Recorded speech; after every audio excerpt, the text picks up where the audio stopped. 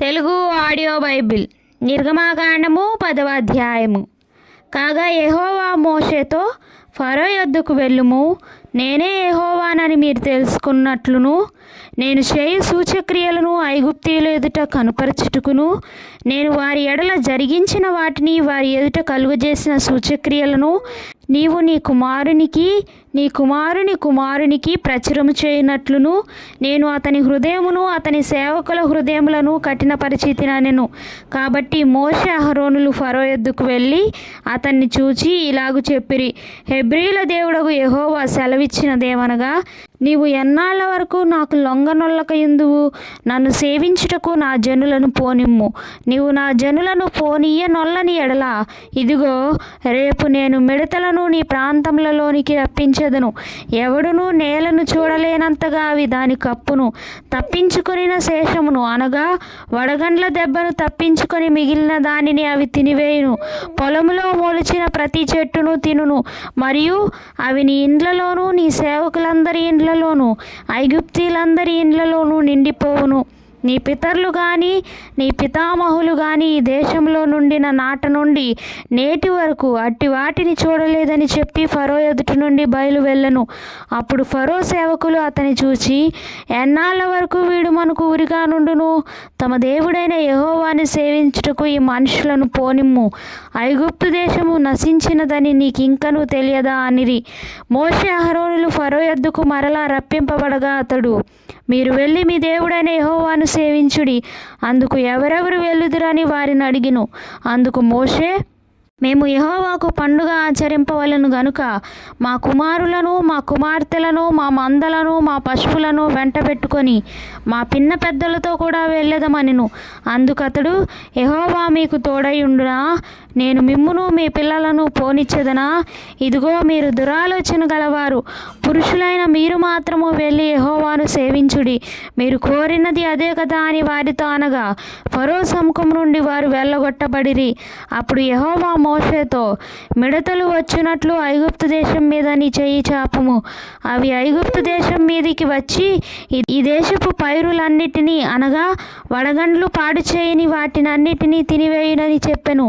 మోషే ఐగుప్తు దేశం మీద తన కర్రను చాపగా, యెహోవా ఆ పగలంతయు ఆ రాత్రి అంతయు ఆ దేశం మీద తూర్పు గాలిని విసరచేసెను. ఉదయమందు ఆ తూర్పు గాలికి మిడతలు వచ్చెను. ఆ మిడతలు ఐగుప్తు దేశం అంతటి మీదికి వచ్చి ఐగుప్తు సమస్త ప్రాంతములలో నిలిచెను. అవి మిక్కిలి బాధాకరమైనవి. అంతకు మునుపు అట్టి మిడతలు ఎప్పుడునూ ఉండలేదు, తరువాత అట్టివి ఉండబోవు. అవి నేలంతయు కప్పెను. ఆ దేశమును చీకటి కమ్మెను. ఆ దేశపు కూరగాయలన్నిటినీ, ఆ వడగండ్లు పాడు చేయని వృక్ష ఫలములన్నిటినీ అవి తినివేశను. ఐగుప్తు దేశం అంతటా చెట్లే గాని పొలముల కూరయే గాని పచ్చనిదేదియూ మిగిలి ఉండలేదు. కాబట్టి ఫరో మోషే అహరోనులను త్వరగా పిలిపించి, నేను మీ దేవుడైన యెహోవా ఎడలను మీ ఎడలను పాపం చేసి తిని, మీరు దయచేసి ఈసారి మాత్రమే నా పాపము క్షమించి నా మీద నుండి ఈ చావు మాత్రము తొలగించుమని మీ దేవుడైన యెహోవాను వేడుకొనుడనగా, అతడు ఫరో యొద్ద నుండి బయలు వెళ్ళి యెహోవాను వేడుకొనెను. అప్పుడు యెహోవా గాలిని త్రిప్పి మహాబలమైన పడమటి గాలిని విసరచేయగా అది ఆ మిడతలను కొంచిపోయి ఎర్ర సముద్రములో పడవేసెను. ఐగుప్తు సమస్త ప్రాంతములలో ఒక్క మిడత అయినను నిలువలేదు. అయినను యెహోవా ఫరో హృదయమును కఠినపరిచెను. అతడు ఇశ్రాయేలీయులను పోనీయడాయెను. అందుకు యెహోవా మోషేతో, ఆకాశము వైపు నీ చెయ్యి చాపుము. ఐగుప్తు దేశం మీద చీకటి చేతికి తెలియనంత చిక్కని చీకటి కమ్ముననెను. మోషే ఆకాశము వైపు తన చెయ్యి ఎత్తినప్పుడు ఐగుప్తు దేశమంతయు 3 దినములు గాఢాంధకారమాయెను. 3 దినములు ఒకరినొకడు కనుగొనలేదు. ఎవడునూ తానున్న చోట నుండి లేవలేకపోయెను. అయినను ఇశ్రాయేలీయులకందరికీ వారి నివాసముల్లో వెలుగుండెను. ఫరో మోషేను పిలిపించి, మీరు వెళ్ళి యెహోవాను సేవించుడి. మీ మందలు మీ పశువులు మాత్రమే ఇక్కడ ఉండవలెను.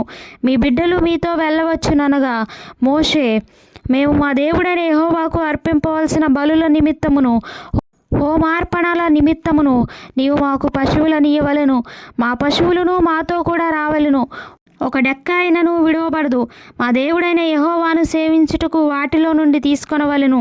మేము దేనితో యెహోవాను సేవింపవలెనో అక్కడ చేరక మునుపు మాకు తెలియదనెను. అయితే యెహోవా ఫరో హృదయమును కఠినపరపగా అతడు వారిని పోనీయనొల్లకయుండెను గనుక ఫరో, నా ఎదుట నుండి పొమ్ము, భద్రము సుమి, నా ముఖము ఇకను చూడవద్దు, నీవు నా ముఖమును చూచు దినమున మరణమవుదు అని అతనితో చెప్పెను.